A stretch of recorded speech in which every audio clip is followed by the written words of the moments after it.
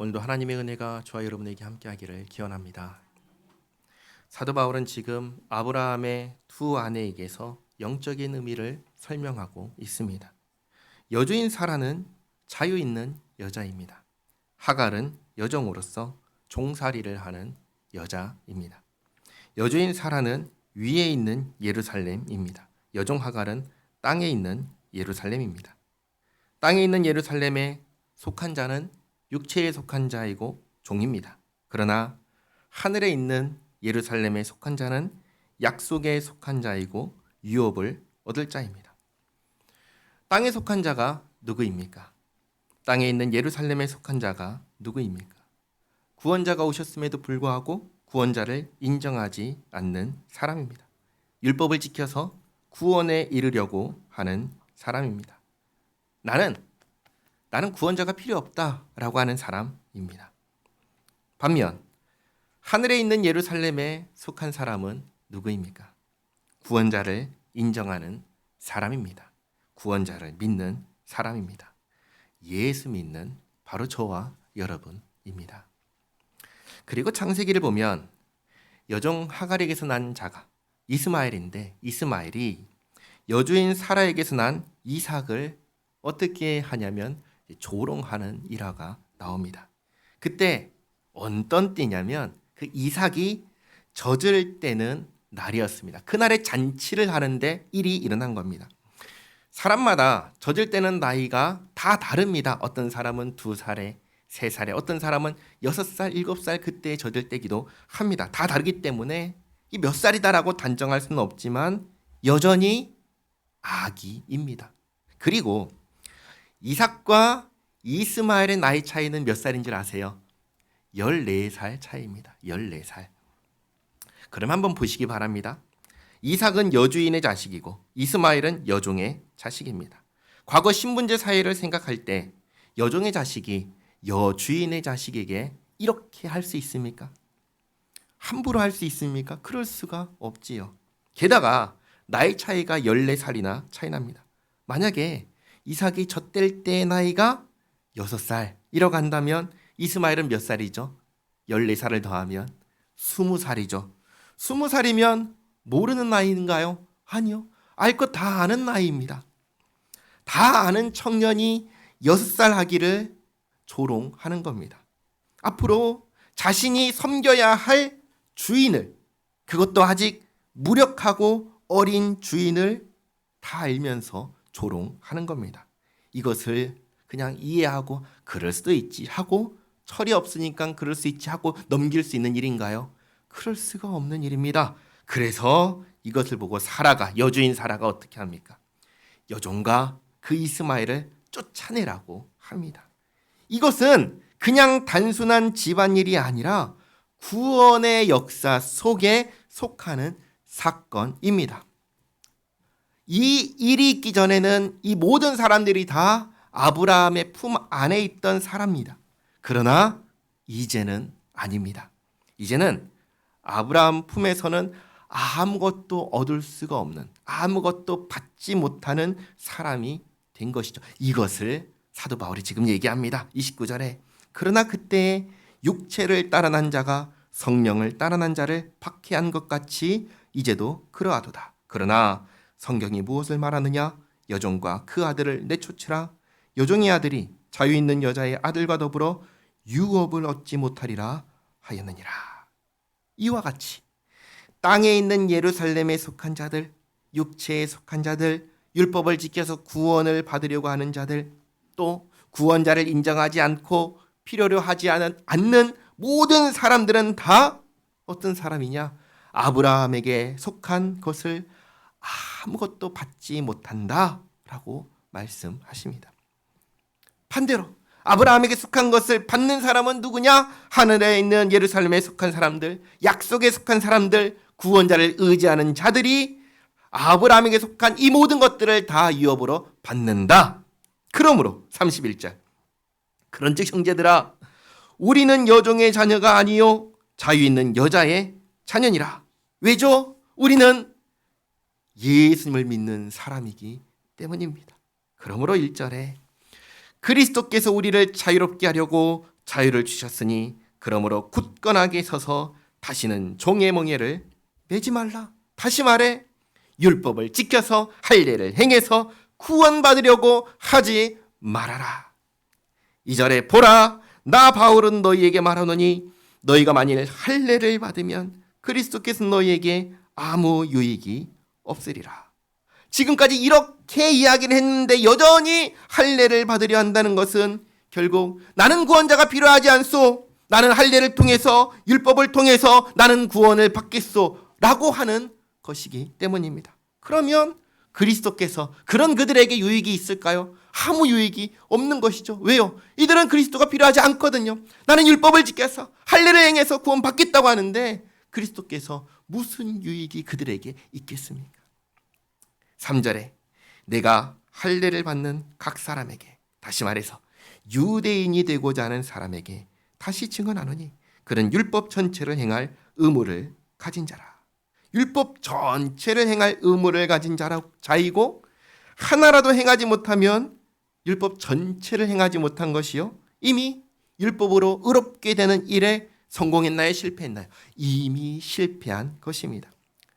4절에 율법 안에서 의롭다함을 얻으려 하는 너희는 그리스도에게서 끊어지고 은혜에서 떨어진 자로다.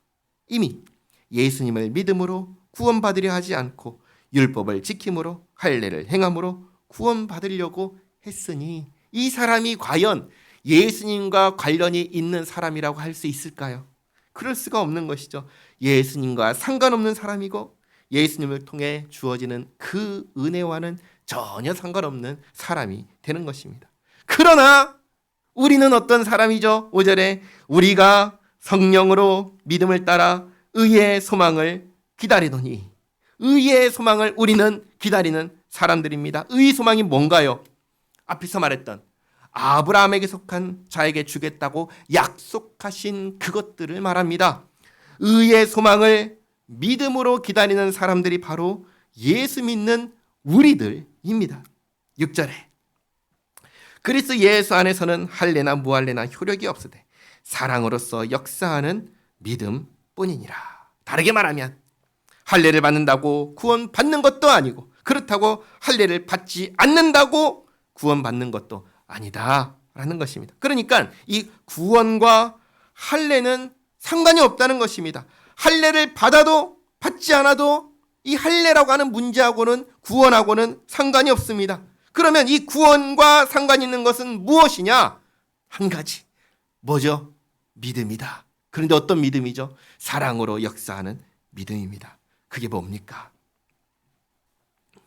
예수님께서 나를 구원하셨다는 것을 믿는 믿음입니다. 사람들이 흔히 기독교를 어떤 종교라고 말하나요? 기독교 하면은 제일 먼저 떠오르는 사람들의 생각이 뭐죠? 사랑이죠. 그렇죠? 사랑입니다. 그래서 기독교를 말할 때 사람들이 흔히 기독교는 사랑의 종교야 라고 얘기를 합니다. 세상 사람들이 그렇게 말한다는 거예요. 틀린가요? 아니요. 틀리지 않습니다. 맞는 말입니다. 그러나 보다 정확하게 말하면 기독교는 뭐죠? 믿음의 종교입니다. 믿음의 종교입니다.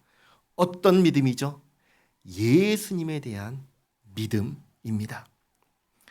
어떤 믿음인가요? 예수님께서 나를 구원하기 위한 모든 일을 다 이루셨다는 믿음입니다. 하나님 아버지의 말씀에 순종하는 삶을 예수님께서 평생 사셨습니다. 이로써 우리가 이루지 못하는 의로움을 예수님께서 대신 이루어 주셨습니다.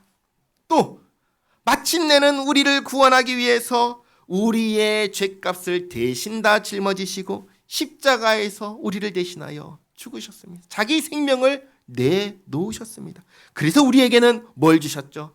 너희는 더 이상 벌 받을 것 없다. 끝났다. 사함받았다를 우리에게 주셨습니다.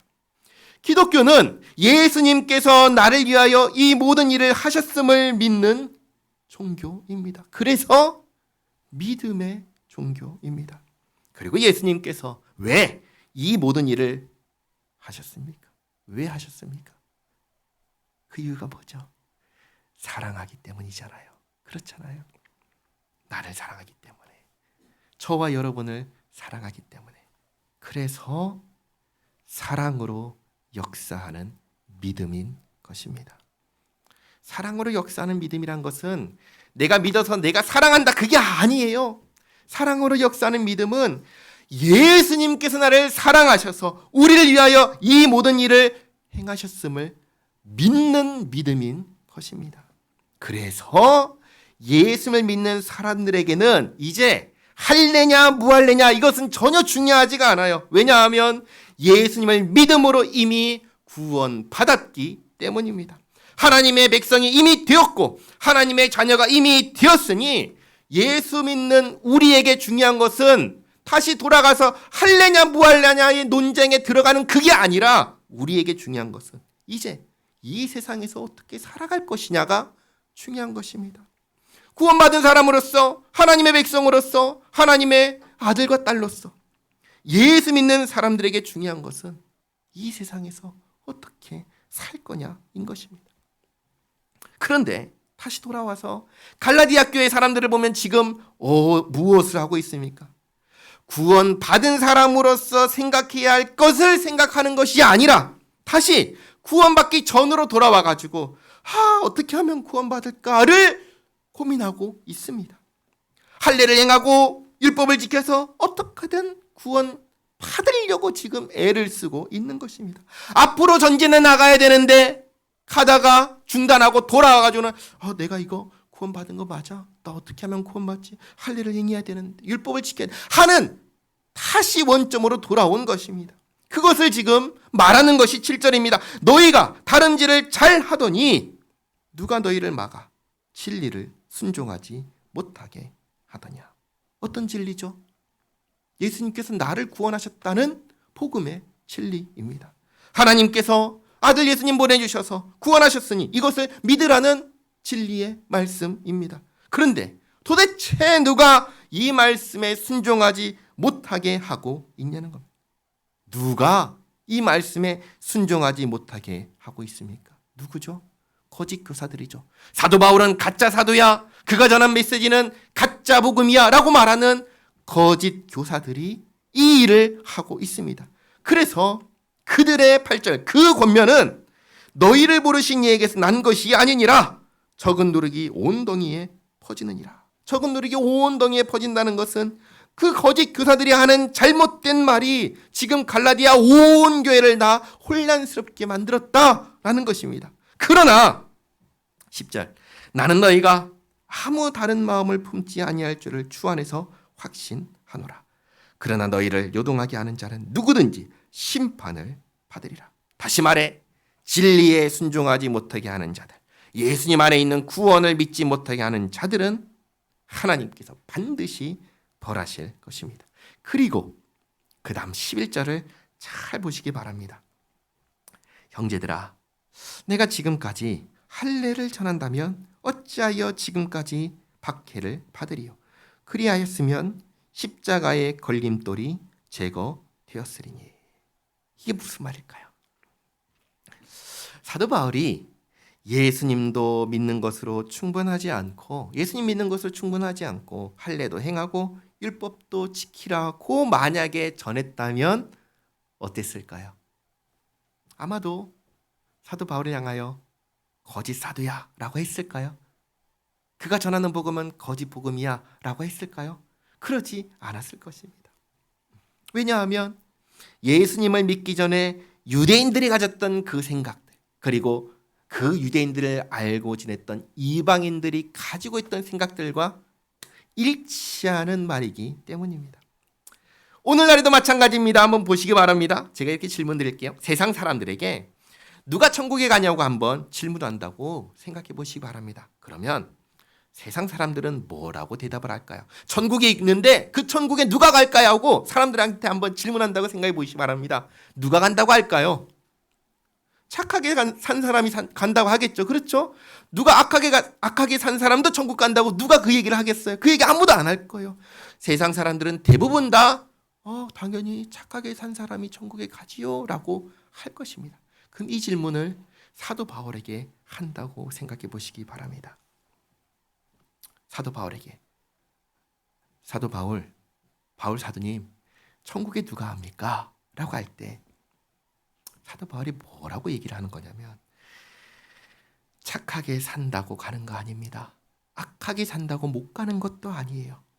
누구든지 예수님만 믿으면 천국 갑니다. 라고 지금 바울이 대답을 하는 겁니다. 그러면 세상 사람들이 그 얘기를 딱 듣자마자 무슨 말을 할까요?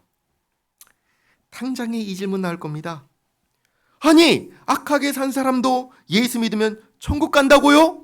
그러면 그 수없이 많은 사람들 죽였던 유명한 악인 있잖아요. 모든 사람이 다 아는 히틀러. 그쵸? 히틀러도 예수님 믿으면 천국 갑니까? 이 질문 하겠죠. 그러면 사도 바울이 뭐라고 할까요? 그 히틀러는 좀 너무 악하죠. 그러니까 히틀러는 예수님 믿어도 못 갈 거예요. 라고 할까요? 아니면 히틀러라 할지라도 예수 믿으면 천국 간다고 할까요? 그렇죠? 히틀러라 할지라도 예수 믿으면 천국 간다고 할 겁니다. 그러면 사람들이 뭐라고 하겠습니까? 난리가 나겠죠. 어떻게 그렇게 말할 수 있냐고 하면서 별의별 말을 다 할 겁니다. 만약에 바울이 네, 예수님 믿어도 악하게 살면 천국 못 가깁니다. 착하게 살아야지 갑니다. 라고 말한다면 모든 사람들이 다 그래 맞지 하면서 수긍할 겁니다. 다 납득할 겁니다. 또 이때 1세기 당시로 돌아와서 예수님 믿어도 할례를 행하고 율법을 지켜야 합니다. 라고 하면은 모든 사람들이 다 맞아. 그렇지 하면서 납득할 겁니다. 그런데 바울이 그렇게 얘기를 안 한다는 거예요. 왜? 왜 안 할까요? 그게 걸림돌이 된다는 걸 모를까요? 알지요. 알면서 안 합니다. 왜 안 할까요? 아니기 때문에 그렇게 말하지 않는 것입니다. 한번 생각해 보시기 바랍니다. 예수님 믿어도 악하게 살면 천국에 못 간다면 예수님 믿을 필요가 있나요? 없나요? 필요가 없는 거예요. 예수님 믿어도 내가 착하게 살아야지 천국에 간다면 예수님 믿을 필요가 없나요? 있나요? 없나요? 필요가 없는 겁니다. 또 예수님을 믿어도 할례를 받지 않고 율법을 지키지 않으면 천국에 못 간다라고 한다면 예수님 믿는 게 무슨 의미가 있나요? 예수님 믿어도 할례를 받고 율법을 지켜야 천국에 간다고 하면 도대체 예수님 믿는다는 게 무슨 의미가 있냐는 것입니다. 성경은 토라는 내가 착해서 구원받는 게 아니라고 아주 분명하게 가르쳐 주십니다.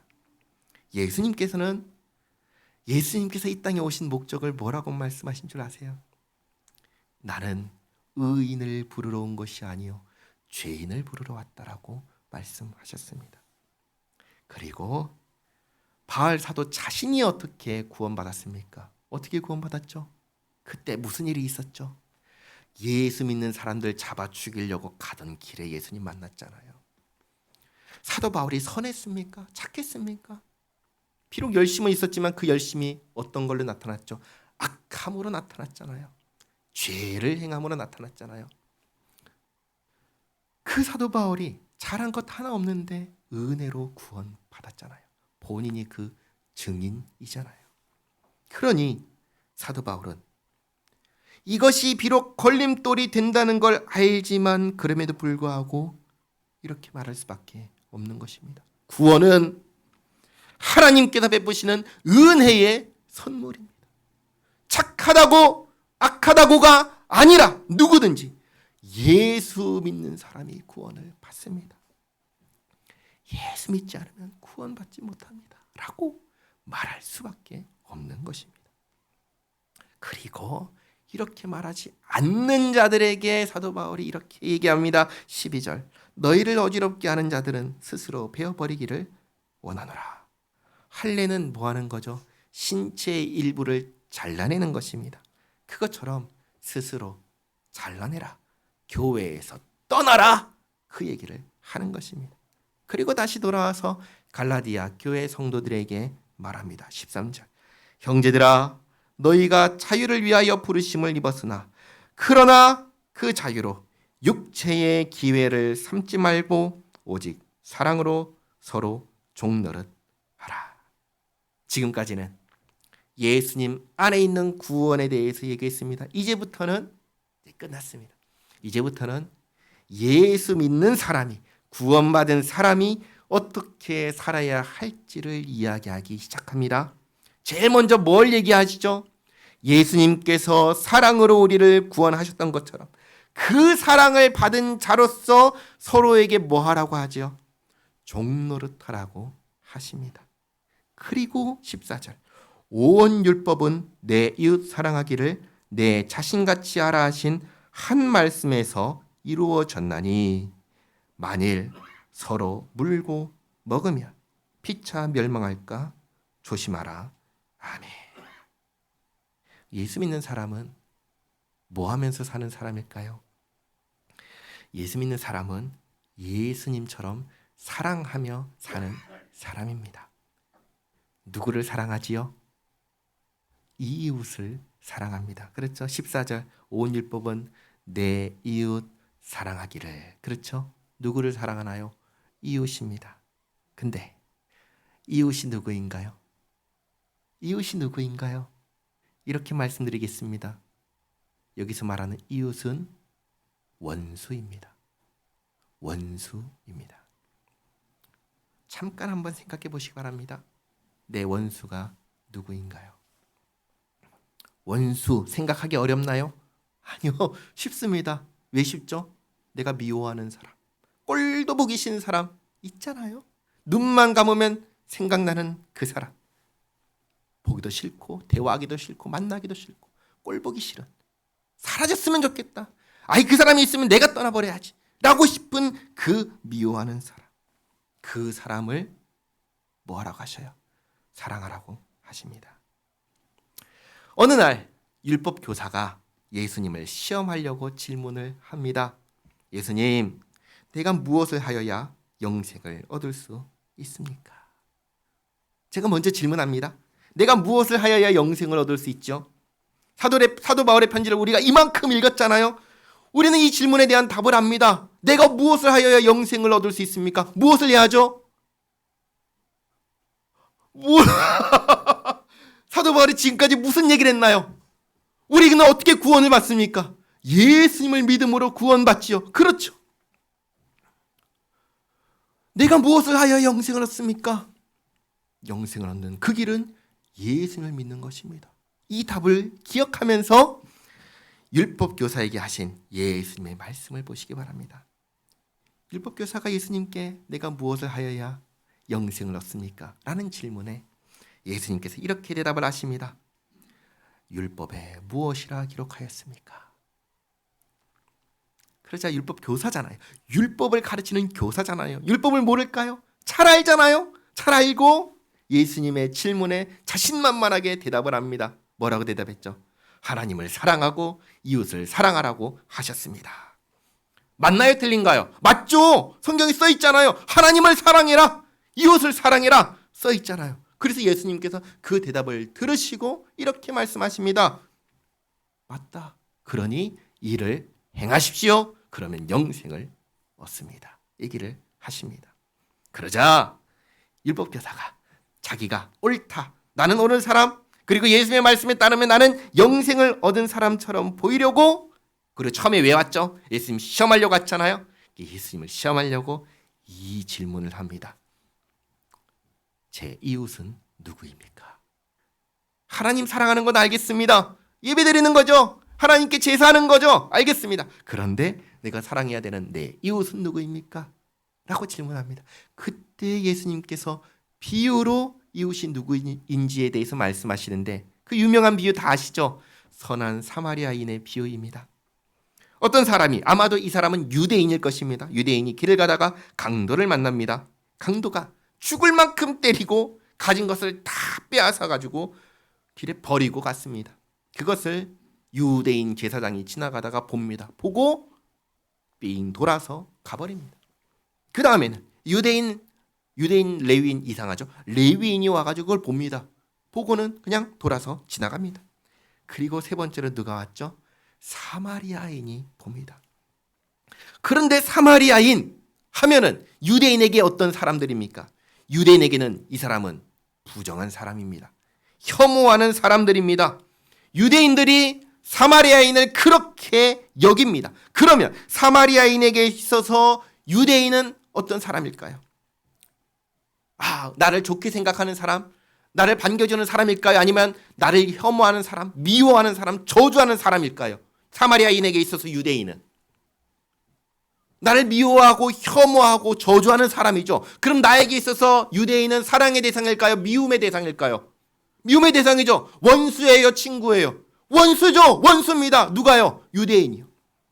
그런데 이 사마리아인이 죽어가는 유대인을 봅니다. 원수 같은 유대인을 봅니다. 보고 뭐 하죠?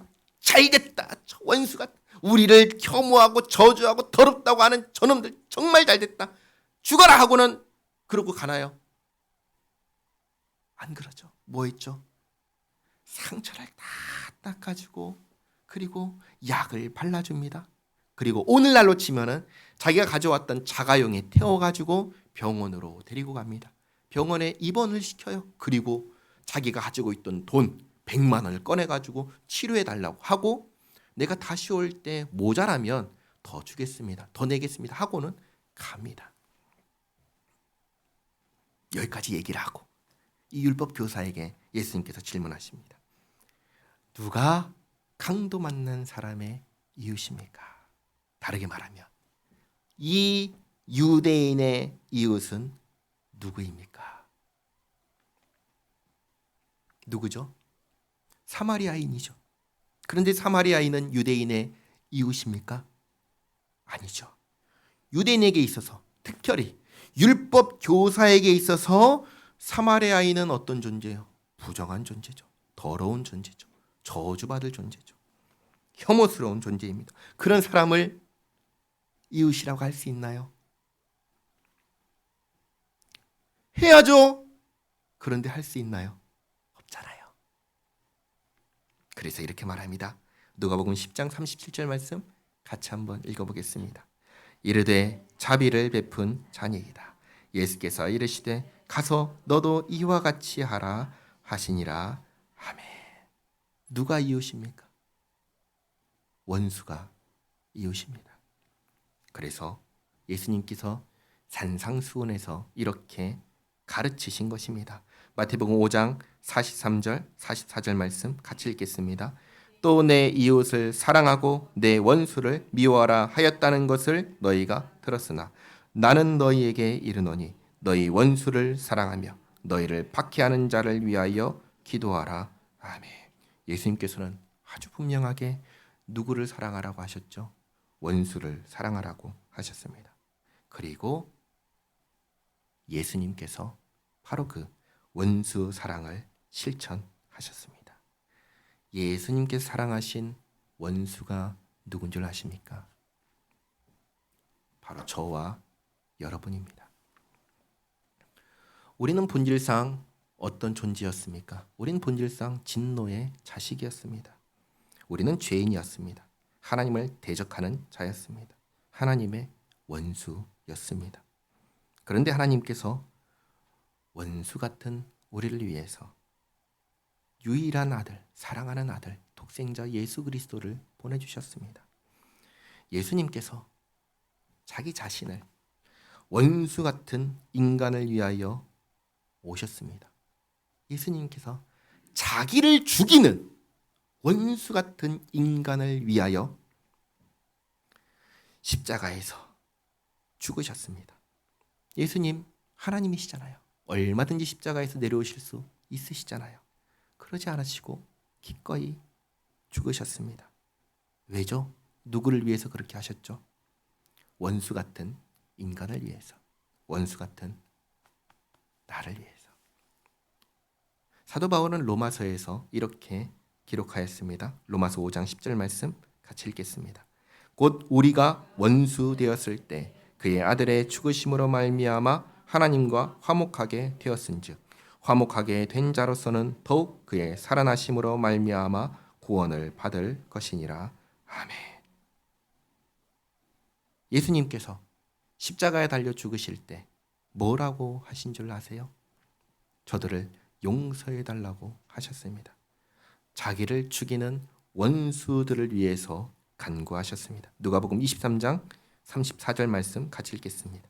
이에 예수께서 이르시되 아버지 저들을 사하여 주옵소서. 자기들이 하는 것을 알지 못함이니이다 하시더라. 그들이 그의 옷을 나눠 제비 뽑을세. 아멘. 예수님은 자신을 죽이는 원수 같은 자들을 위해서 하나님께 용서해 달라고 간구하셨습니다. 그리고 예수님의 말씀을 따라서 원수를 사랑하며 죽어간 사람이 있습니다. 누군지 아세요? 스데반입니다. 유대인들이 스데반을 돌을 들어서 쳐 죽일 때 스데반이 뭐라고 한 줄 아세요? 사도행전 7장 60절 말씀 같이 읽겠습니다. 무릎을 꿇고 크게 불러 이르되 주여 이 죄를 그들에게 돌리지 마옵소서, 이 말을 하고 자니라. 아멘. 사도 바울은 예수님 안에서 구원받은 우리에게, 하나님의 백성이 된 우리에게, 하나님의 자녀가 된 우리에게 우리가 무엇을 해야 하는지 가장 먼저 이것을 말씀하십니다. 이웃을 사랑하라. 이웃이 누굽니까? 원수가 이웃입니다. 하나님께서 원수인 나를 사랑하셨습니다. 예수님께서 원수인 나를 위하여 죽으셨습니다. 우리는 그 사랑을 받은 사람들입니다. 이것을 기억하시기 바랍니다. 내 곁에 있는 원수를 사랑하시기 바랍니다. 내 곁에 있는 원수를 위하여 기도하시기 바랍니다. 서로 싸우지 말고, 서로 물고 뜯어 망하지 말고 차라리 지시기 바랍니다. 모세처럼 엎드리시기 바랍니다. 상대방을 나보다 낮게 여기고 섬기고 위해주고 기도하시기 바랍니다. 자, 할 수 있나요? 할 수 있나요? 할 수 없지요. 하나님 사랑하고 이웃 사랑하면 영생을 얻는다. 예수님 말씀하셨습니다. 할 수 있나요? 할 수 없지요. 그럼 어떻게 해야 되나요? 예수님을 의지해야죠. 우리가 할 수 없다는 한계를 우리가 기억하고 우리의 한계를 놓고 예수님께 달려가야죠. 하나님께 나아가야죠. 하나님께 기도하며 할 수 있게 해달라고 기도하시기 바랍니다. 하나님을 의지하고, 그래서 원수 사랑하고 하나님께서 정말 기뻐하시는 삶을 살아가는 하나님의 자녀된 우리 모두가 되기를 바랍니다. 기도하겠습니다. 하나님 감사합니다. 죄와 허물로 죽었던 우리를 위하여, 진노의 자녀였던 우리를 위하여 아들 예수님 보내주시고, 아들 예수님께서도 우리를 위하여 기꺼이 생명을 주시어 구원하여 주신 은혜에 감사드립니다. 참으로 우리의 구원은 하나님께서 베푸신 은혜의 선물입니다. 이 선물을 믿음으로 받았습니다. 구원받은 자가 되었고 하나님의 백성이 되었고 하나님을 아버지라고 부를 수 있는 자녀가 되었습니다. 베푸신 은혜와 사랑을 기억하며 이제 우리가 살아내야 하는 삶에 주목하기를 원합니다. 무엇보다 서로 사랑하며 살라 하신 말씀을 기억합니다. 원수를 위하여 기도하고 원수를 사랑하라 하신 말씀을 기억합니다. 아버지 하나님, 우리에게 있는 옛 본성이 여전히 나 잘났다 하면서 원수 사랑하기를 싫어합니다. 그러나 아버지의 말씀에 순종하며 원수를 사랑하기 원하오니 주님 도와주시옵소서. 우리 안에 있는 죄된 본성을 이겨낼 수 있게 도와주시옵소서. 아버지께서 우리를 새 사람이 되게 하셨으니 이제는 성령님의 인도하심을 따라 살게 하옵소서. 그리하여 참으로 나를 구원하여 주신 그 사랑과 은혜를 따라 살게 하옵소서. 예수님의 이름으로 기도하옵나이다. 아멘.